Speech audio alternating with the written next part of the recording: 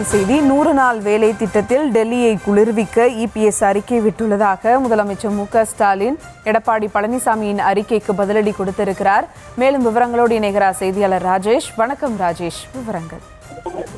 சுபா வணக்கம். 100 நாள் வேலைவாய்ப்பு திட்டத்தில் பல்வேறு மாற்றங்கள் செய்யப்பட்டிருப்பது, குறிப்பாக அந்த திட்டத்தினுடைய பெயர் மாற்றம் செய்யப்பட்டிருக்கிறது.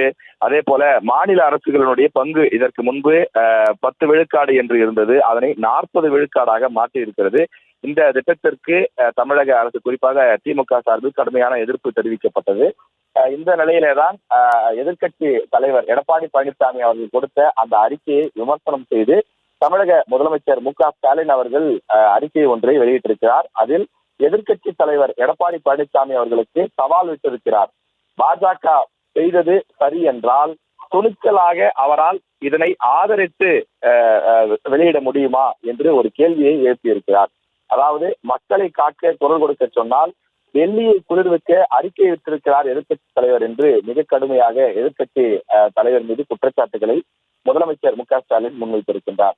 நாம் தட்டி எழுப்பிய பின் தொழில் கலைந்த அந்த திட்டத்தின் பெயர் மாற்றத்தை மட்டும் கைவிடக் கோரி பட்டும் படாமல் தொட்டும் தொடாமல் தனது செயலில் அழுத்தம் கொடுத்திருக்கிறார் எதிர்க்கட்சி தலைவர் என்று விமர்சனத்தை முன்வைத்திருக்கிறார். அத்தோடு 100 நாள் வேலைவாய்ப்பு திட்டத்தில் இனி 100 நாட்களுக்கு பதிலாக 125 நாட்களாக உயர்த்த உள்ளதாகவும் ஒரு பொய்யை அவிழ்த்து விட்டிருக்கிறார் என்று இபிஎஸ் அவர்கள் மீது குற்றச்சாட்டுகளை முன்வைத்திருக்கின்றார். இந்த 125 நாட்கள் வேலைவாய்ப்பு என்பது வெறும் பேப்பரில் மட்டும்தான் இருக்கும்.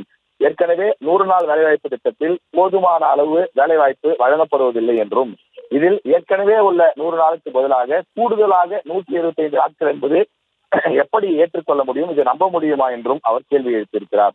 ஏற்கனவே மக்கள் தொகையை கட்டுப்பாட்டில் வைத்த ஒரே காரணத்திற்காக டீலிமிட்டேஷன் என்ற பெயரில் தமிழ்நாட்டின் தொகுதிகளை குறைக்க திட்டமிட்டு வருவதைப் போலவே தமிழ்நாடு வறுமையின் பிடியிலிருந்து சிக்காமல் வளர்ந்த மாநிலமாக வளர்ந்ததற்கு தண்டனையாக இந்த சுமையை நம்மீது மத்திய பாஜக அரசு இறக்கி வைக்க பார்க்கிறது.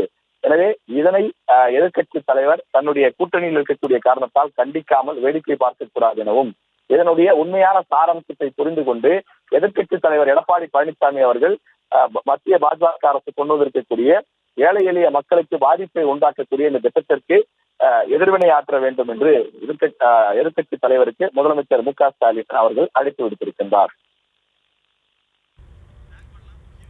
விவரங்களுக்கு நன்றி ராஜேஷ்.